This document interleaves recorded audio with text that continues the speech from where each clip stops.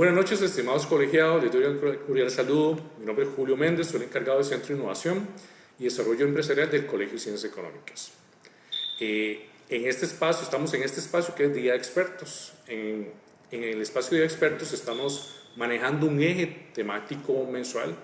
En este mes estamos hablando de tendencias y megatendencias. En la ocasión anterior, el martes anterior, tuvimos una experta que nos estuvo compartiendo sobre tendencias y megatendencias y cómo afectaban, cómo impactaban el crecimiento y la dinámica de las empresas. El día de hoy no es la excepción, contamos con otra experta quien nos va a compartir no solo sobre tendencias y megatendencias, sino desde un enfoque de cómo vamos a construir, cómo construimos la estrategia empresarial. Y para eso le doy una cordial bienvenida a Bárbara Ferrer. Bárbara, de hecho, aquí a la distancia nos visita de Chile de forma virtual, así que le doy una cordial bienvenida. Bárbara es ingeniera comercial, ella es magíster en psicología organizacional de la Universidad Adolfo Ibáñez, además es coach ontológica, trabaja entre lo que es la integración de la estrategia, el pensamiento sistémico y la anticipación. Actualmente es la directora de Foresight en Memética, que es una organización que apoya organizaciones públicas y privadas para aprender a navegar estratégicamente en la incertidumbre. Además, conduce un programa online que se llama Exploradores del Futuro, que lo que hace es democratizar y difundir todo lo que son las conversaciones sobre el futuro, sobre diseño y pensamiento futuro. Además, es miembro del Global Foresight Advisory Council para The Future School. Ella ha trabajado como consultora tanto para corporaciones, para instituciones públicas, emprendimientos, así como diferentes organizaciones no gubernamentales, tanto en Latinoamérica como en Europa. Todo lo que es tema de estrategia y diseño de futuro, entre muchos otros. Bárbara, nuevamente, muchas gracias por haber aceptado la invitación y participar en este espacio. Y adelante, por favor. Muchas gracias, Julio, primero que todo por la invitación, a las personas que nos están escuchando, gracias por conectarse también. Feliz, como hablábamos en el backstage, de apoyar la democratización de este tipo de conversaciones y de habilidades, así que buenísimo, gracias por la invitación y voy a partir la presentación para un poco ir introduciendo esto que me invitaron a conversar y a ir escuchando también sus preguntas en el camino. Ahí me cuentas, por favor, Julio, si se ve bien. Listo, sí, ahí lo estamos viendo. Genial, buenísimo. Entonces ahí, como mencionaba Julio, estaremos hablando de tendencias y megatendencias enfocado en cómo construir mi estrategia empresarial o su estrategia empresarial en este caso. Y para eso voy a ir haciendo un pequeño camino, vamos a ir haciendo un juego, les voy a ir mostrando ciertas cosas para ya, como más o menos en la mitad de la presentación, que entremos directamente a hablar sobre estrategias en el siglo XXI y cómo navegar estratégicamente la incertidumbre que vivimos. Entonces, primero que todo, yo sé que no están conectados directamente conmigo, pero me gustaría, o sea, lo están, pero no los veo, así que me gustaría dejarles primero una reflexión sobre qué es el futuro para ustedes. Muchas veces hablamos del futuro, de la incertidumbre, de estrategias para el futuro, pero no nos hacemos la pregunta sobre qué es este concepto futuro para cada uno de nosotros. Así que les dejo ahí esa reflexión para que la vayan transitando a lo largo de la presentación. ¿Y por qué esto es importante? Porque es importante reflexionar sobre este concepto. Y es que en la actualidad, novedad, estamos enfrentando diversas disrupciones de diversa índole. Podemos hablar de disrupción tecnológica, muchos de nosotros habremos escuchado quizás inteligencia artificial, machine learning, algoritmos, blockchain, y quizás no tenemos tanta claridad de qué son o cómo nos afectan, pero ya están inmiscuidos en nuestro día a día, en nuestras rutinas, en nuestros celulares, en las aplicaciones que utilizamos, son parte de nosotros sin darnos cuenta. Y se espera también que la automatización, por ejemplo, genere ciertos impactos en el espacio laboral, que genere ciertos impactos en cómo nos relacionamos con el trabajo, y eso va sucediendo ya está sucediendo y va a seguir haciéndolo, por lo cual hay una disrupción importante ahí. Por otra parte, tenemos la biológica que aún seguimos viviendo con la pandemia, algo que quizás muchos de nosotros no nos imaginábamos como algo posible. Ya llevamos prácticamente 2 años en modo pandemia y cosas que no eran normales se han vuelto normales, como por ejemplo tener que usar mascarillas, aforos reducidos, ciertos países con pases de movilidad, ciertas, por ejemplo, protestas en relación a vacunas, antivacunas, y eso se ha vuelto cada vez más normal en nuestros contextos. Por otra parte, tenemos disrupciones sociales.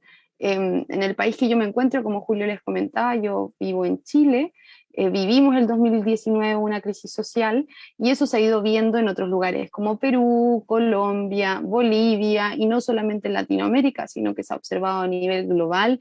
Se ha visto, por ejemplo, en Uzbekistán en el último tiempo, años atrás, 1 o 2 años atrás lo vimos en el Líbano, en Irán, en Hong Kong. Entonces hay distintos lugares sucediendo erupciones sociales, por así decirlo, lo cual también es una disrupción importante. Y por otra parte, tenemos la medioambiental. Latinoamérica en general es uno de los países que menos emisiones de carbono produce, sin embargo es una de las regiones más impactadas por el cambio climático en la actualidad y en el futuro, en lo que se viene, también van a seguir siendo grandes esos impactos.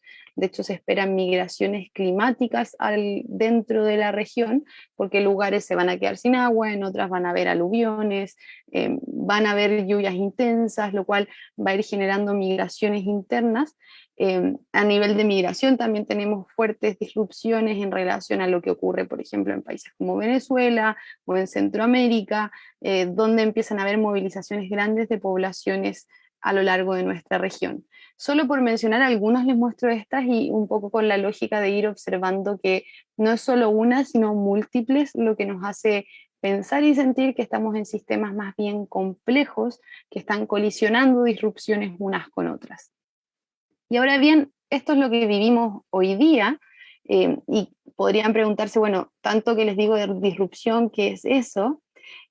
Hablamos de disrupción cuando es una interrupción súbita de algo, cuando diversos temas convergen, como les mencionaba, haciendo posible desarrollar, por ejemplo, nuevos productos o servicios, lo cual se ha visto con la pandemia, cómo han surgido servicios y productos que antes no existían. Ciertas empresas vieron oportunidades en lo que sucedía y las capitalizaron. Y también es una apuesta por lo desconocido, por un impacto que se presume de un futuro inminente. Y muchas veces lo que hoy día vivimos como disrupción, luego de cierto tiempo se vuelve normalidad, como es el caso de lo que les mencionaba de la pandemia, por ejemplo. Hace 2 años lo vivimos como una disrupción y hoy día ya está en nuestras prácticas y rutinas diarias el relacionarnos modo pandemia.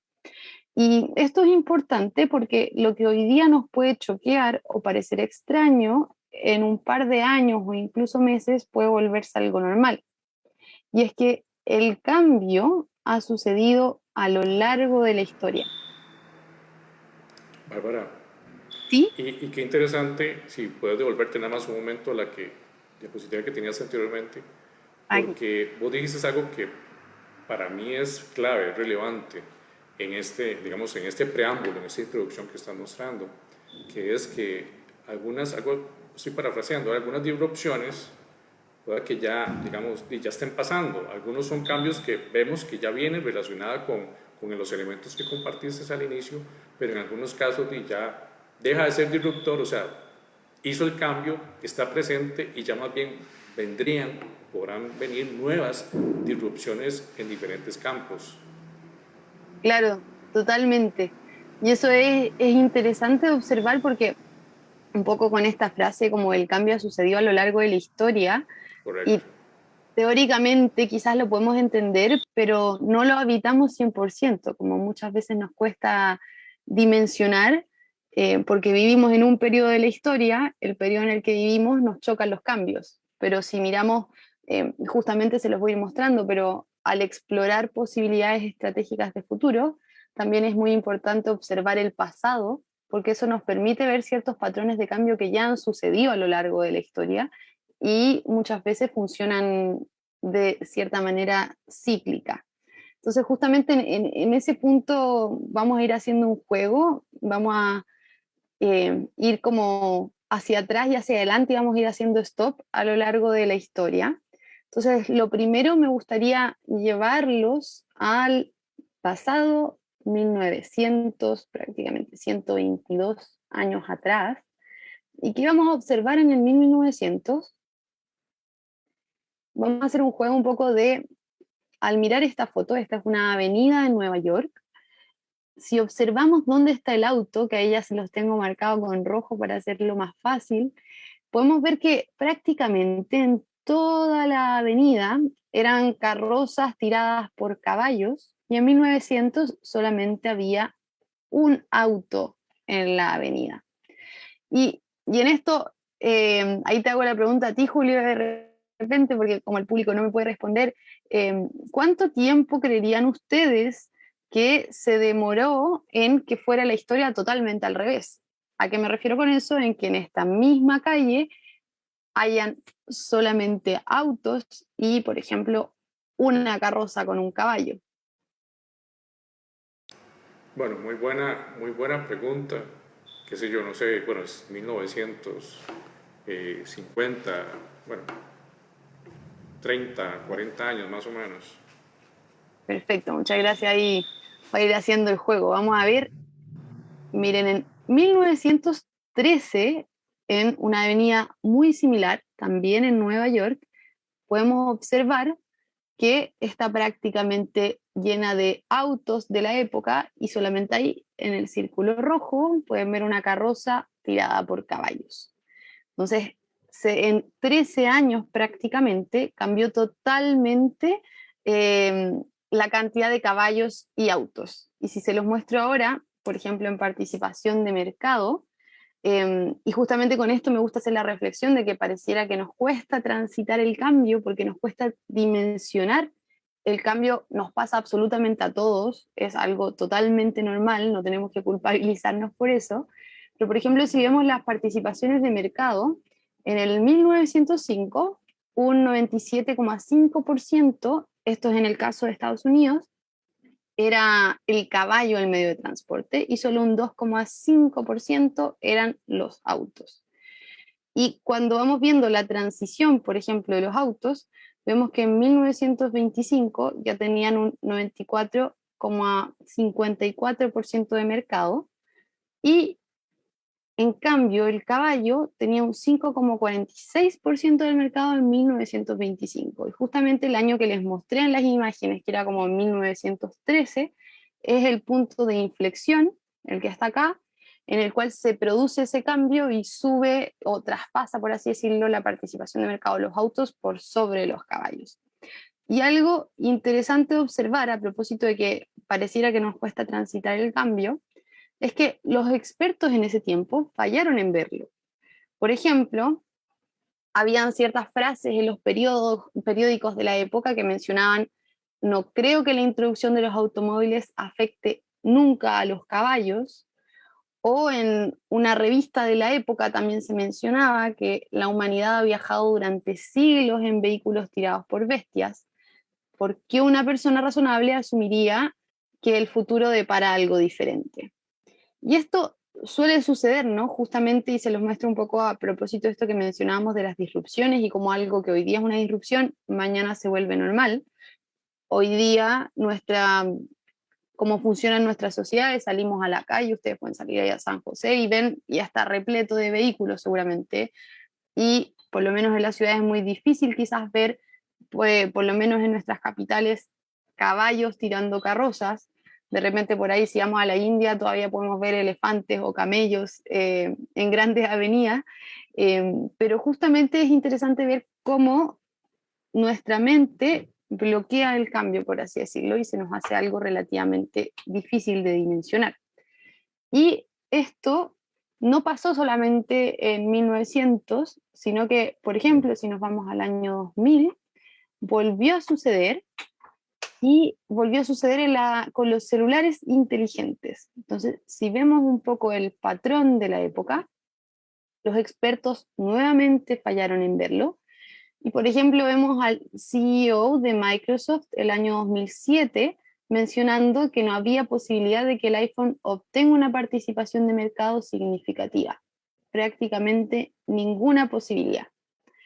Y en 1994, bastantes años antes, ahí Bill Gates, reconocido dueño de Microsoft y relacionado con distintas temáticas hoy día, mencionaba, es importante que las expectativas de Internet no sean demasiado altas y el número total de usuarios es aún muy pequeño, por lo cual no hay que tenerle tantas expectativas a esto. Entonces, se los muestro porque el patrón que se vivió en 1900 a 1925 del cambio de participación que les mostraba entre auto y caballo, vuelve a suceder en la década de los 2000, y si ustedes, no les tengo el gráfico acá, pero si ustedes ven cifras desde el 2007, 2005, cuando se empiezan a lanzar los teléfonos inteligentes, y luego las cifras de 10 años después, del 2017, por ejemplo, vemos que tienen el mismo patrón, que suele ser una curva S. Y ese patrón de cambio es justamente de una forma relativamente exponencial, lo cual no nos cuesta dimensionar, que se los voy a ir mostrando más adelante. Entonces, relacionado con los celulares, por ejemplo, en la época, yendo históricamente, si observábamos justamente el 2007, año en que empiezan a aparecer los conocidos celulares inteligentes de la mano de Apple, vemos que Nokia era una empresa con bastante participación de mercado. Ahí vemos que en su peak tenía sobre el 50% de mercado en relación a los celulares. Quizás muchos de ustedes tuvieron un celular Nokia o BlackBerry, por ejemplo, cierto, en esta época. Y vamos viendo, por ejemplo, acá tenemos la revista Forbes del año y se mencionaba cómo tenían como un montón de, básicamente, de consumidores y eran reconocidos como los reyes de los celulares de la telefonía móvil. Salían en portadas, justamente la Nokia solía hacer estudios de mercado tradicionales en relación a satisfacción de clientes, ir a preguntarle a los clientes qué eran lo que necesitaba, qué era lo que querían, y justamente antes hay un estudio ahí de Ilkka Tuomi, un finlandés, que le encargan estudiar por qué Nokia desaparece, y cuando va a estudiarlo, observa que hacían este tipo de estudios que les mencionaba, y justamente tenían una idea de celular inteligente, el cual se lo mostraron a los consumidores, y ellos dijeron, no le veían tanta utilidad y básicamente querían un celular con teclas más grandes, por ejemplo, que sean más fáciles de apretar. Entonces, ¿qué pasa en ese momento cuando Apple comienza a desarrollar celulares inteligentes? Que es bien interesante porque lo vamos a ir viendo luego a nivel de estrategia, que no solamente es necesario preguntarle a los clientes, porque si volvemos a la época de 1900, el caso que les mostré a los caballos, si le iban a preguntar a los clientes de carrozas qué necesitaban, seguramente iba a ser un caballo más rápido, un caballo que haga menos veces al día sus necesidades, que no pare tanto a comer o que no necesite tanta agua, un caballo más eficiente, pero no se les iba a ocurrir quizás decir necesito un auto. ¿Por qué? Porque eso aún no existía y nuestro cerebro y nuestra forma de pensar le cuesta reconocer o imaginar cosas que no existen y que no ha visto. Y es justamente ahí cuando vemos disrupciones tecnológicas o de productos, son empresas que logran vislumbrar futuros emergentes y por eso generan una disrupción dentro de la industria a la cual están relacionadas, y eso lo deben haber escuchado en distintos como casos, los casos de Uber, Spotify, Airbnb, por ejemplo, que son bien reiterados, es justamente porque ninguno de nosotros quizás imaginaba esa posibilidad. Y hay ciertas personas que van viendo posibilidades nuevas, lo que llamamos como futuros emergentes, que todavía no existen, que no podemos ver con data del pasado o del presente, y son capaces de capitalizar eso. Entonces, siguiendo con esto, que aquí estábamos en la época de los 2000, si ahora nos vamos, por ejemplo, al futuro, a la época que estamos actualmente, y proyecciones relacionadas con eso, podemos ver, por ejemplo, la curva amarilla, hasta donde está el que dice acá, we are here, estamos acá, es el total de usuarios de Internet al año 2021, Esto es una de fuente del Banco Mundial. Y la línea de abajo es una proyección, me equivoqué, perdón, se lo dije al revés. La línea blanca es la cantidad de usuarios de Internet y cómo ha ido creciendo, y la línea naranja es el total de usuarios de criptomonedas. Entonces, hoy día, dentro de las tecnologías se habla de los hype cycles. No les traje la imagen, pero pueden escribir en Google y les van a mostrar, son unas curvas como sube una curva y después bajan. Hoy día las criptomonedas ya están en la parte baja de adopción, en la cual distintos gobiernos están desarrollando criptomonedas a nivel de bancos centrales. Eh, Cada vez más personas empiezan a comprar con criptomonedas. De hecho, se ve un patrón que los países con mayor inflación son los que más utilizan criptomonedas, por ejemplo, el caso de Nigeria o Venezuela.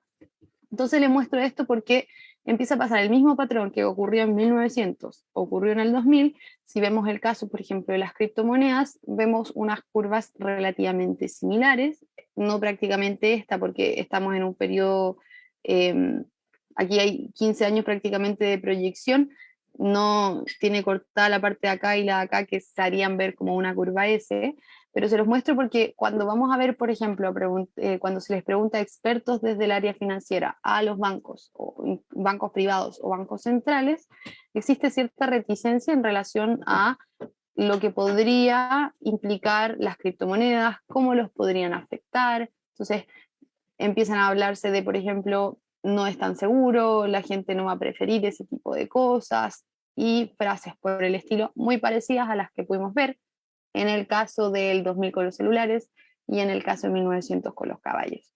Entonces, se los muestro para ir justamente viendo los patrones que a su alrededor y en las noticias que leen se relacionan con posibles cambios que podrían generar una disrupción en lo que hacemos en su quehacer empresarial como personas, organizacional o social. Y ahora la pregunta que me gustaría hacerles es, ¿por qué no lo podemos ver? ¿Qué es lo que no nos permite observar este cambio, dimensionar este cambio? Porque como les decía, prácticamente a todos los humanos nos sucede. Y para eso les traigo un gráfico relativamente simple. Entonces, primero, cuando vemos una curva lineal, como algo que aumenta linealmente, básicamente a una misma tasa, más o menos tiene esta forma. Y para hacerlo más gráfico, les pido que se imaginen, por ejemplo, que dieran 30 pasos lineales en el lugar en el cual están ustedes en su casa. Observen algún lugar que quizás pueden dar 30 pasos lineales, a ver si es que lo pueden dimensionar. Imaginan más o menos a qué lugar de la casa o en el lugar en el que se encuentra podrían acceder caminando 30 pasos. Y otro tipo de curvas de crecimiento son las que llamamos exponenciales. Entonces, ahora les hago la misma pregunta. Traten de imaginarse, si ya lograron imaginarse 30 pasos lineales dentro de su casa o el lugar en el que están y dónde llegarían, ¿qué pasa si ahora les pido que den esos 30 pasos exponenciales? ¿A dónde llegarían? ¿A dónde los llevaría a dar 30 pasos exponenciales? Y con exponenciales que se van potenciando, o sea, si damos 1, luego 2 elevado a 2 y así sucesivamente van aumentando. De ahí les voy a mostrar un poco si lograron imaginarse dónde llegarían con 30 pasos lineales y 30 pasos exponenciales. Bárbara, Sí, y ahora que adelante. estás, que, que nos está mostrando este ejemplo, es porque, y es, obviamente es en el tema que vamos a caer ahorita, después de toda esta introducción, es que normalmente a nivel de organizaciones, incluso desde la concepción de un emprendimiento, cuando las empresas ya están en etapas más avanzadas, y organizaciones de diferentes índoles, se acostumbra a pensar de una manera lineal, ¿verdad? Se acostumbra a pensar tal vez de que como fue en el pasado, va a ser de aquí en adelante, porque normalmente, no sé cómo lo ves, y si tiene que ver un poco con lo que estás hablando, porque normalmente cuando vemos hacia atrás es muy fácil decir que teníamos que haber hecho eso porque no nos anticipamos, o a nivel de mi gestión empresarial no planifiqué o no diseñé un plan o no diseñé una estrategia para llegar allá. Entonces, eso que estás comentando tiene que ver un poco con esa forma lineal o esa forma constante donde normalmente nosotros pensamos que simplemente es hacia este camino de una forma lineal sin tomar en cuenta los diferentes potenciales disruptores que pueden hacer que cambie o mi estrategia o dentro de mi iniciativa productiva, lo que estoy haciendo en mi emprendimiento me va a afectar, aunque en el cortísimo plazo quizás no lo va a hacer, pero sí en el mediano y largo plazo. Totalmente, Julio, muy buena acotación, porque justamente, como les mencionaba, a nivel humano solemos pensar de manera lineal y hay algo que eh, solemos llamar en ciertos casos como incapacidad educada, que mientras más especialistas nos volvemos en un tema en particular o en una industria en particular, más difícil nos es imaginar cosas distintas a lo que ya sabemos. De hecho, es interesante si ustedes tienen hijos, nietos, sobrinos, hijos de amigos, cuando ven a los niños, muchas veces al hablar con ellos suelen imaginarse cosas muy locas que quizás es como, y uno les va diciendo como, no, eso no es posible o las cosas no funcionan así. Entonces, de hecho, hay estudios en los que muestran la flexibilidad cognitiva de los niños.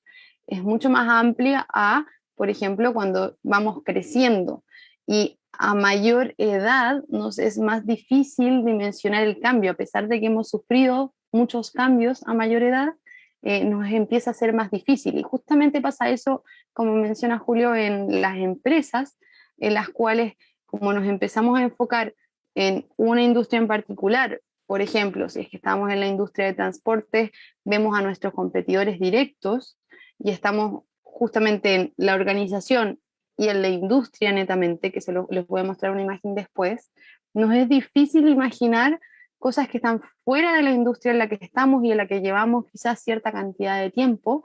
Y justamente las disrupciones muchas veces, o el patrón que se ha observado, es que vienen de fuera de la industria.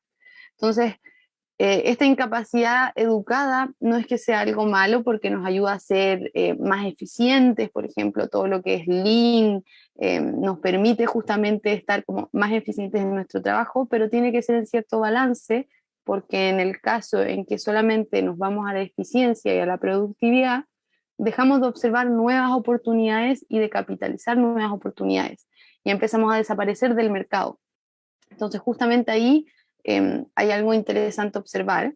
Y en eso, comparando una curva lineal y una curva exponencial, por ejemplo, cuando pasamos aquí como ven, va en crecimiento la lineal, y hay un periodo en la que la exponencial va más abajo de la lineal, y ese se suele llamar el espacio de decepción. El espacio de decepción se relaciona con las frases que les mostraba, cuando decían a los humanos llevan prácticamente toda su historia usando caballos porque van a usar autos, o los usuarios de Internet aún son muy bajos, no generan altas expectativas, o las criptomonedas aún son muy inseguras, la gente no las va a querer usar. Todas esas frases y esas ideas se relacionan con la curva de decepción. Pero ¿qué pasa cuando empezamos a tener el punto de inflexión acá? Y justamente se genera repentinamente en poco tiempo una diferencia muy grande entre lo lineal y lo exponencial. Y ese es el espacio de disrupción, de cuando nos vemos choqueados ante el futuro. De hecho, hay una frase como future shock, eh, que se relaciona justamente con eso. Es como que el futuro nos impacta, entonces nosotros más que crear el futuro, reaccionamos a lo que sucede.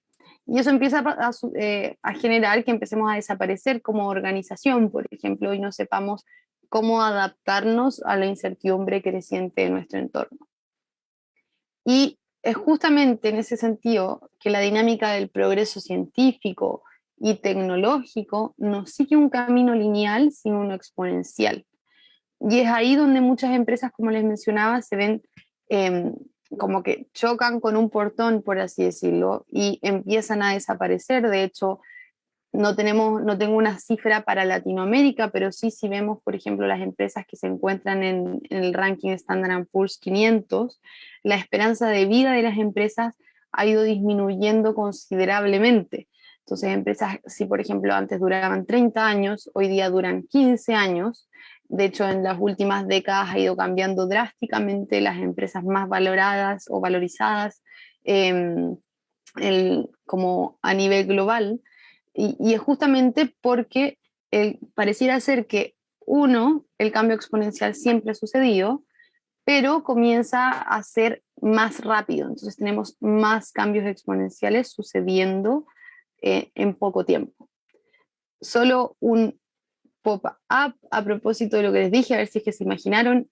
En el caso de los 30 pasos lineales que yo les decía, es muy probable que ustedes se hayan podido imaginar hacia dónde llegaban, pero en el caso de los 30 pasos exponenciales, eh, por ejemplo, si lo vemos cómo serían 26 veces la circunferencia de la Tierra. O sea, alcanzarían a dar en el punto en el que están 26 vueltas.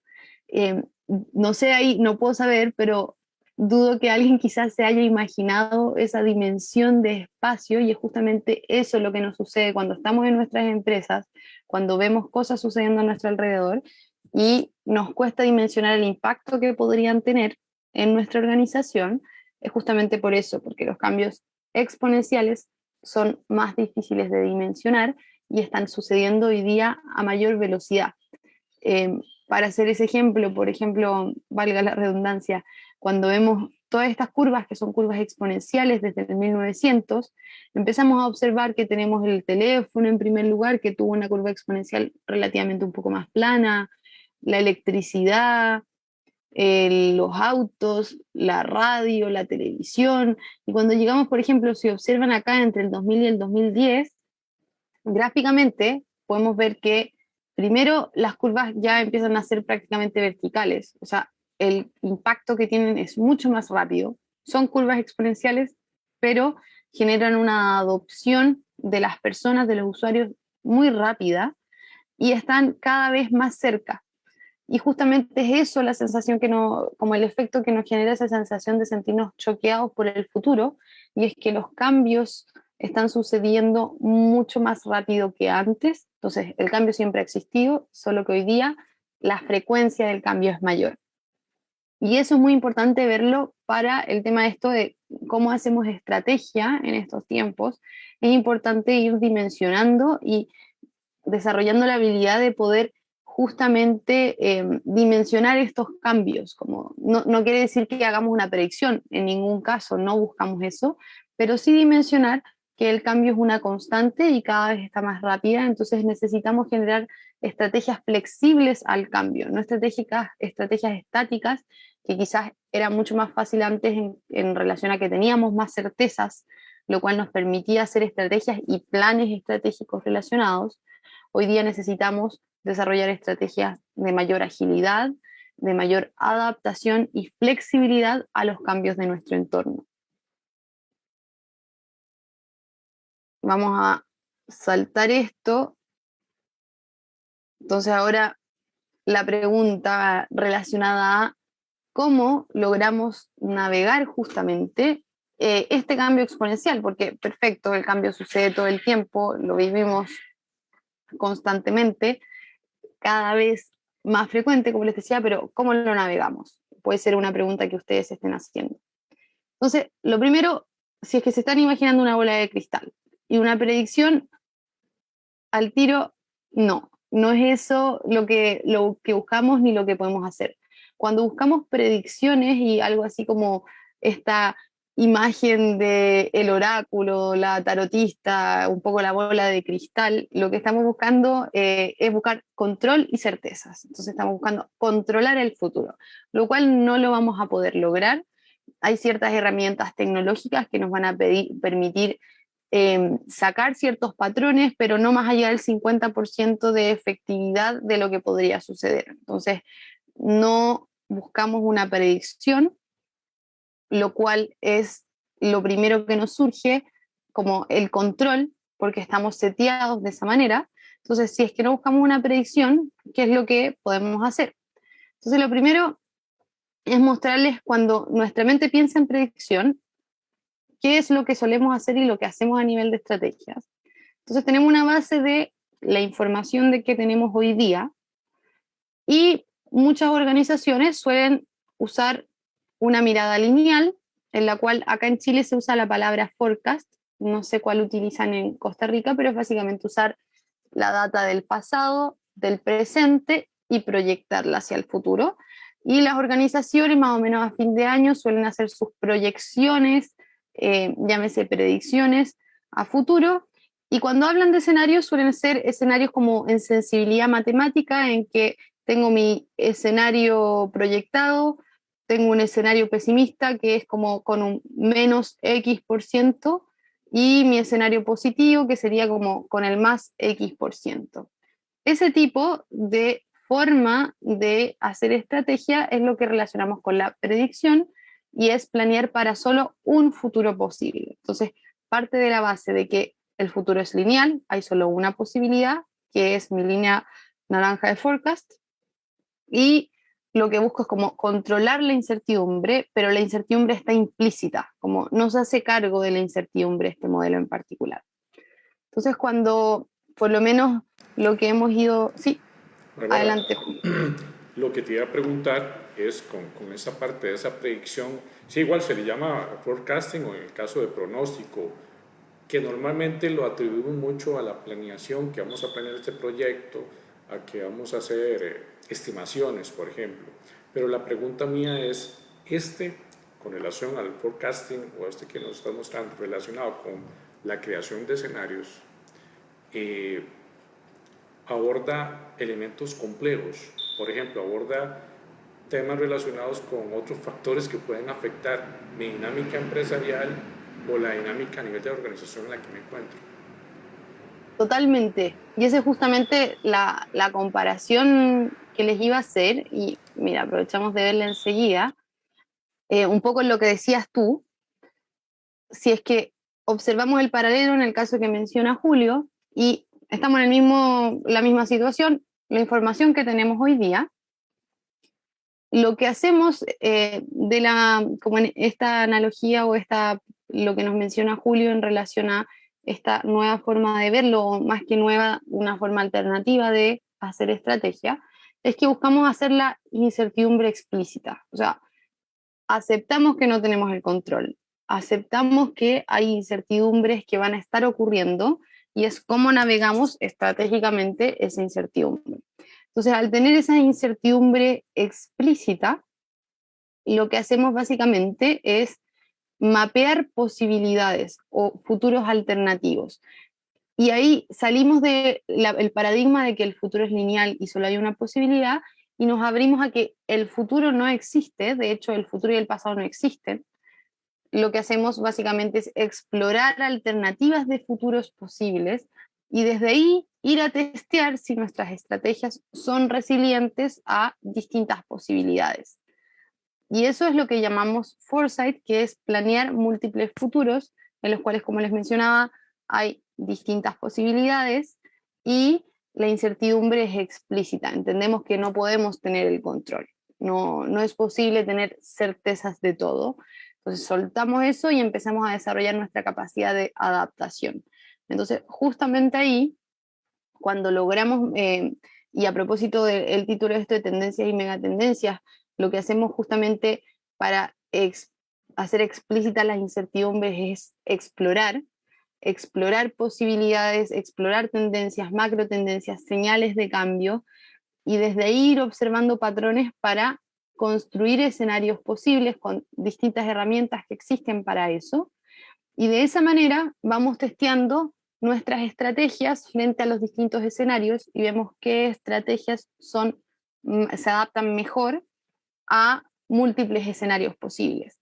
De esta manera, lo que hacemos es, por una parte, observar y capitalizar oportunidades y por otra también mitigar posibles riesgos.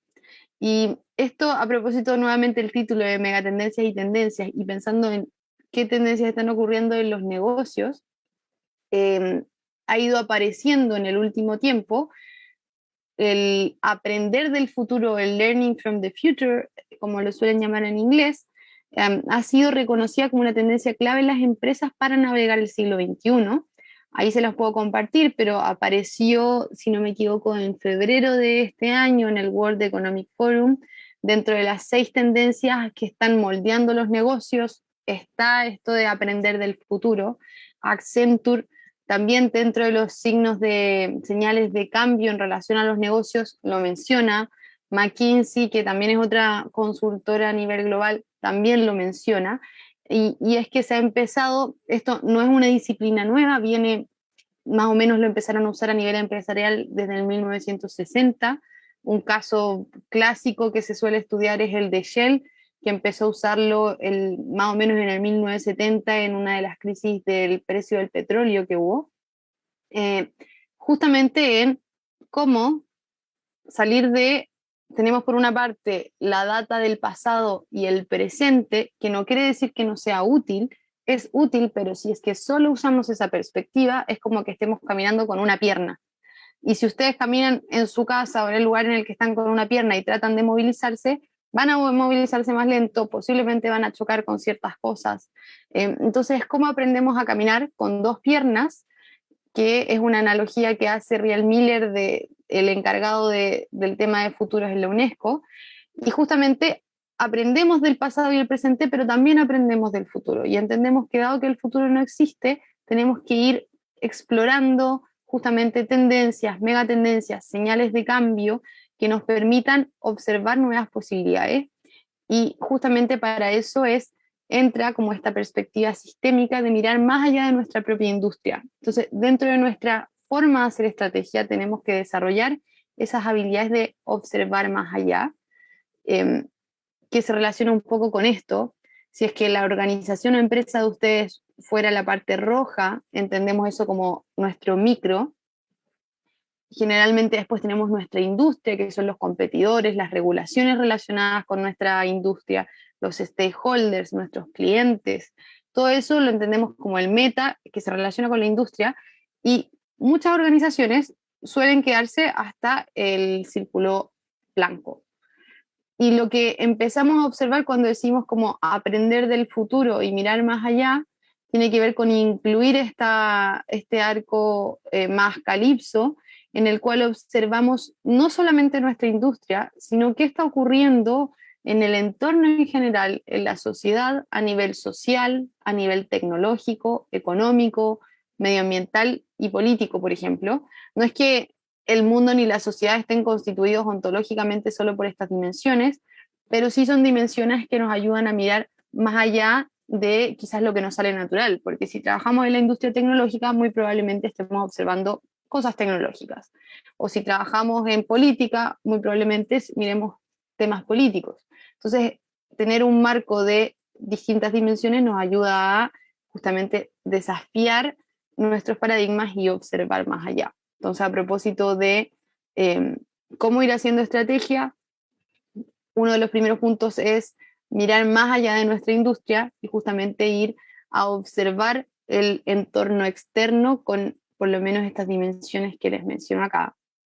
Y en eso, un poco, cuando pensamos en estrategia, desde la perspectiva que trabajamos por lo menos en temas de foresight, la estrategia es como, el diseño de la estrategia es como el final del camino.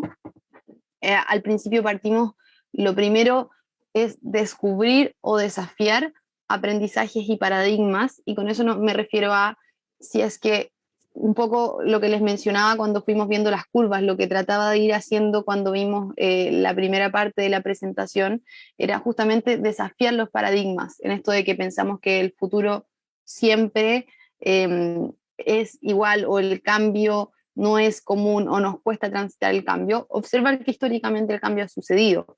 Y eso es muy importante, desafiar nuestros paradigmas cuando sean formuladores de políticas públicas, sean formuladores de estrategias, líderes de sus organizaciones, todos los que trabajen en el tema de la estrategia.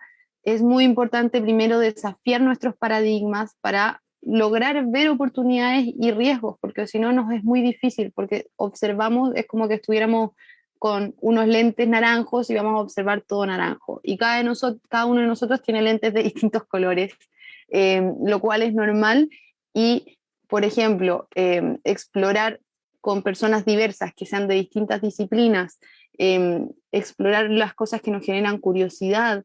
Hay distintos tips que también ahí se los puedo compartir que nos permiten desafiar los paradigmas y al mismo tiempo también descubrir aprendizajes. Y para eso es muy importante y es muy útil mirar el presente y el pasado, que como les decía no es que sea algo malo, es muy útil y nos permite justamente ver patrones que han ido sucediendo a lo largo de la historia. Cuando vamos a explorar el futuro, que justamente con las estrategias lo que buscamos es co-crear una visión de futuro que tenemos como organización, es muy importante también observar el pasado de nuestra organización y ver los patrones que ahí suceden.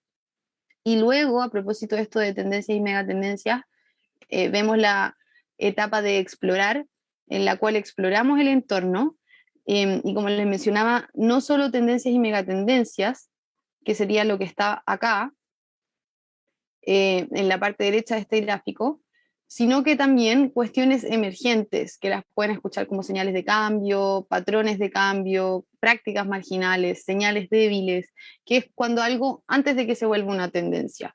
Es muy importante mirar eso, de hecho hablamos de escanear y por una parte tenemos como el environmental scanning, que sería el escaneo del entorno, y el horizon scanning, que sería como el escaneo del horizonte. Entonces vemos tendencias. Cuando hablamos de tendencias son cosas históricas, data del pasado y presente, pero también vemos señales de cambio que son cosas que todavía no tienen data porque son muy incipientes. Solo por ponerles un ejemplo, una mega tendencia es el envejecimiento que está sucediendo a nivel global y una señal de cambio es, por ejemplo, que está aumentando las vasectomías en hombres menores de 30 años. Entonces, eso todavía no hay grandes datas porque no se ha vuelto una tendencia, pero sí empiezan a aparecer ciertas prácticas que empiezan a volverse tendencias y justamente es por eso esta curva. Y en eso mencionarles que el futuro ya está aquí, simplemente no está distribuido de manera uniforme, que es una frase de William Gibson, justamente porque, y es como esa invitación a observar ciertas prácticas marginales, ciertas cuestiones emergentes o señales de cambio, porque desde ahí es donde florecen las posibilidades de futuro para posteriormente mapear posibilidades e implicancias, que era lo que les mostraba en esta acá. Cuando hablamos de escenarios, estamos mapeando posibilidades alternativas y finalmente, luego de transitar ese proceso, vamos a desarrollar las estrategias. Y lo que hacemos al desarrollar la estrategia, como les decía, es ciertas decisiones que vamos a ir tomando estratégicas que van a ser parte de nuestra estrategia final, vamos testeando su resiliencia frente a distintos escenarios que construimos en base a esta exploración previa de señales de cambio, tendencias y megatendencias. Ese es el proceso que hemos ido observando, que lo solemos llamar muchas veces como la post-estrategia. Han ido habiendo distintas corrientes, esto más que podríamos hablar de metodologías y herramientas, pero es una forma de pensar y por eso el descubrir y el desafiar es muy importante. Sé que ya estamos llegando al tiempo, pero hay mencionarles, esperar sus preguntas, pero si es que se preguntan qué organizaciones están haciendo esto, en el mundo, como les mencioné, está Shell, Disney, Cisco, Intel. Ahora si pensamos en Latinoamérica, porque las otras pueden sonar como muy lejanas, por ejemplo, la colombiana Sura, que está en muchos lugares de Latinoamérica, es una organización la cual está utilizando, de hecho pueden buscar ahí Futuro Sura y tienen una página web directamente relacionada con esto. Y en mi caso, el Ministerio de Ciencia en Chile lo está utilizando y estamos trabajando con ellos en el desarrollo de esta forma de justamente tomar decisiones estratégicas. También holdings de transportes lo están utilizando y hemos estado trabajando con algunos para el desarrollo justamente de, por ejemplo, el futuro de la movilidad y cómo se relaciona. Y ahí Julio tiene más casos de Costa Rica, por así decirlo. Así que Sí, ahí lo dejo abierto Bárbara. a preguntas. Bueno, y ahorita vamos, porque aquí tengo varias consultas. Ahora que estamos en esta parte de ese proceso de descubrir, ¿verdad? Bueno, Sí, en lo las pongo de unidades. nuevo. Porfa, si me haces el favor. Ahí, por Eh, supuesto. por ejemplo, para aquellos que nos están viendo, algunos son emprendedores, otros ya son empresarios, son empresas. Y especialmente lo pregunto porque, de hecho, el 12 y 19 de marzo nosotros tenemos un evento que se llama Se Emprende, que es para el fomento de las ideas, aquellos que tienen ideas o no las tienen, cómo generamos nuevas ideas y todo. Entonces, la importancia de lo que nos estás compartiendo, porque no solo para aquellos que tengan, yo quiero iniciar algo, ¿verdad? O sea, estamos yendo a la génesis, ¿verdad?, de un negocio, sino también a aquellas personas que quieren herramientas nuevas para su desarrollo empresarial y también para aprender a navegar en esos diferentes océanos, ¿verdad?, los océanos azules como, ¿verdad?, libro. Pero entonces esto se vuelve relevante tanto para la gestión del día a día de la empresa, para yo poder vislumbrar, o no sé si esa puede ser la palabra, de potenciales cambios, sino también consideras que para aquellos que tienen o están en el proceso de iniciar un emprendimiento, puede serle útil, primero supongo, no sé si vos me indicas, para saber que donde yo, en el sector en el que me voy a ingresar o en el que forma parte de esa iniciativa, es un sector que está sujeto a potenciales impactos. Entonces, puede tomarse como también como un elemento vital en la construcción de una iniciativa productiva, en la parte que estoy generando ideas o generando soluciones a potenciales problemas. Gracias por la pregunta, Julio. Mira, como les mencionaba, yo observo esto como una forma de pensar, como un mindset, y bajo esa lógica sí lo veo aplicable a distintas como etapas en las que uno se encuentre. De hecho, los emprendedores son personas que están constantemente, cuando empiezan a crear su emprendimiento, pensando en futuros posibles de una manera innata, como no poniéndole un nombre, por así decirlo, de una manera más inconsciente. De hecho, por ejemplo, si lo llevamos al espacio de las startups, cuando una startup es creada, justamente viene con una idea de futuro por distintos patrones que ha visto. Y cuando vemos los unicornios latinoamericanos, podemos observar justamente eso, cuando Mercado Libre, Not Company, hay en distintos lugares de Latinoamérica, justamente de manera innata fueron capaces de observar distintas cosas ocurriendo en el entorno, como colisionando un poco lo que tú decías, como esta observación más sistémica de lo que está ocurriendo, para tomar ciertas decisiones y lograr capitalizar una oportunidad.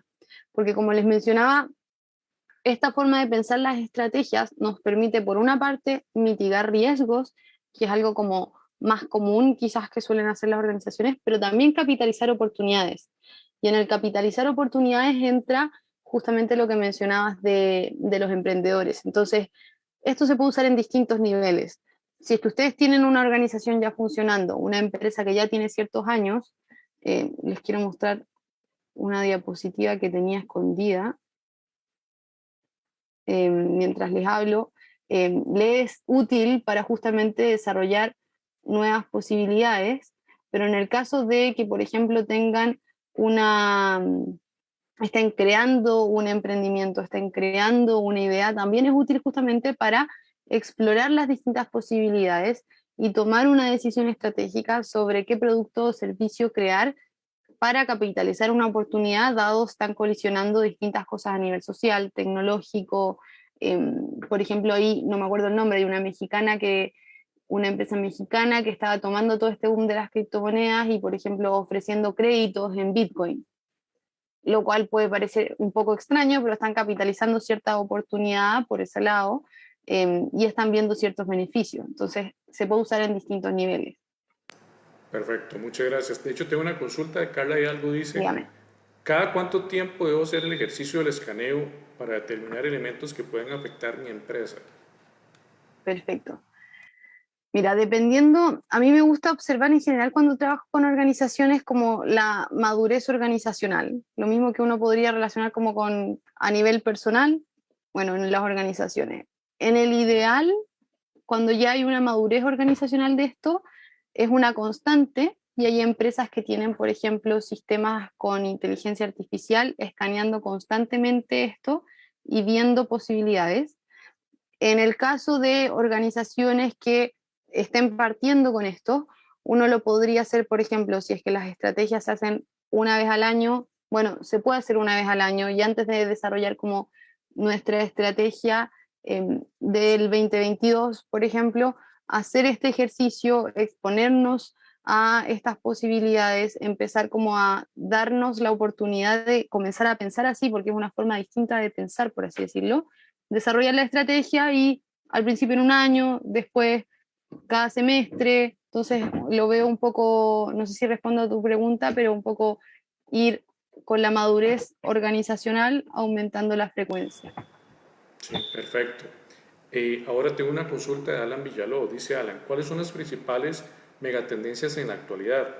Desde mi punto de vista, dice él, son energías limpias en pro del medio ambiente, criptomonedas y metaverso, inteligencia artificial, completa virtualidad de las relaciones hasta los trabajos, vegetarianismo, veganismo, consolidación de un gobierno mundial, dice él, ¿verdad? Y creación de una sola, bueno, hay otros elementos, una sola religión. ¿Alguna de estas que usted considera, alguna que yo no mencioné? Dice él. Bueno, tal vez antes de anticiparme un poco a la respuesta tuya, algunos de estos que ya prácticamente ya no, y ya están, ¿verdad? Algunos de estos elementos.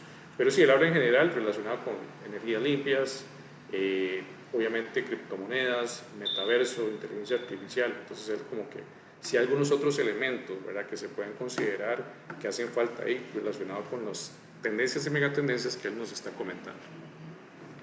Miren, yo en general busco ir viendo lo que mi recomendación, por lo menos, lo que yo hago es como seguir a muchas instituciones que están constantemente haciendo este trabajo. Entonces me empiezan a llegar como los newsletters y las fuentes que lo mencionan. Y había traído una solo para Sí, mostrárselas claro. muy rápido. Por ejemplo, este, a propósito de los que nos menciona él, este es salió durante enero un informe de Copenhagen Institute for the Future Studies que tienen personas constantemente escaneando megatendencias. Como les decía, esa es una parte del proceso, porque las tendencias y megatendencias nos muestran data histórica. Entonces, en esas, por ejemplo, las que observan dentro de este estudio que están impactando y van a seguir impactando con alto grado de probabilidad nuestras sociedades son, por una parte, la concentración de la riqueza. Se espera que la pandemia va a aumentar la desigualdad, el cambio climático también, el crecimiento económico estancado, la economía del servicio, la economía como del network, justamente lo que mencionaba ahí, el cambio climático y la sostenibilidad van a ser muy fuertes, el tema del envejecimiento, el crecimiento de la población, una tendencia social de individualismo y empoderamiento, como individualismo por sobre el colectivismo, un mayor foco en la salud, eh, también van a ocurrir temas de urbanización, todo lo que es inteligencia artificial, automatización, van a seguir al alza. También estamos viviendo una revolución biotecnológica. Hay muchas de las cosas que usamos, alimentos que comemos o ciertos remedios que ya tienen biotecnología relacionada, hasta de repente spray que usamos para limpiar la casa, y eso va a seguir al alza fuerte. Una mayor interconexión relacionada con globalización, avances en ingeniería. Entonces hay distintas cosas, esto es solo por mostrarle algunos, a mí no me gusta cómo cerrarme, estas son solamente, hay muchas de las que mencionó ahí la persona que hacía la pregunta, que totalmente el tema del metaverso está fuerte, ya viene hace algún tiempo y con la entrada de Facebook, Microsoft y otros empezó a hacer como un boom un poco más fuerte, entonces hay distintas cosas ocurriendo y justamente lo interesante de ver las megatendencias y pensando en que el futuro no es lineal, es que estas megatendencias pueden tomar distintos caminos. Y eso justamente la observación y la invitación es a ir escaneando y observando megatendencias, pero también, como les decía, ir explorando posibilidades que todavía no son tendencias ni megatendencias, ir haciendo ese mix justamente para tener las dos visiones. Correcto, Bárbara. De hecho, bueno, algunas de las preguntas ya te las hice en el transcurso de la presentación. Y no hay más consultas, Bárbara. Y bueno, primero te agradezco por haber aceptado la invitación a participar de este espacio. Ha sido bastante enriquecedor todo lo que nos has estado compartiendo. Nos ayuda, nos enseña. Número uno es para entender primero cuáles son esos componentes que yo tengo que tomar en cuenta antes de pensar en delinear o ver un tema de estrategia, y especialmente con el fin de que yo tenga la información, los datos y los componentes necesarios para aprender a tener ventajas a nivel de mercado, anticiparme, llegar allá, supongo que antes de que lleguen los demás. A todos los que nos acompañaron en el programa, muchas gracias. Les recuerdo que la próxima semana, siguiendo el eje temático que estamos manejando de tendencias y megatendencias, vamos a tener el tema de la transformación digital como elemento clave para los procesos y especialmente para todo lo que tiene que ver con la recuperación económica. Bárbara, no sé si querías agregar algo para finalizar. Nuevamente agradecerles la invitación y a las personas que nos estuvieron acompañando igual. Espero les haya sido de utilidad y ahí cualquier duda que tengan, ahí Julio les puede compartir mis datos. Yo feliz de aportar a que esta disciplina y esta forma de pensar siga aumentando. Así que eso, agradecerles a todos y todas. Perfecto, Bárbara. Muchas gracias. Feliz noche a todos y todas. Nos vemos, Dios mediante, el próximo martes a la misma hora. Feliz noche, bendiciones.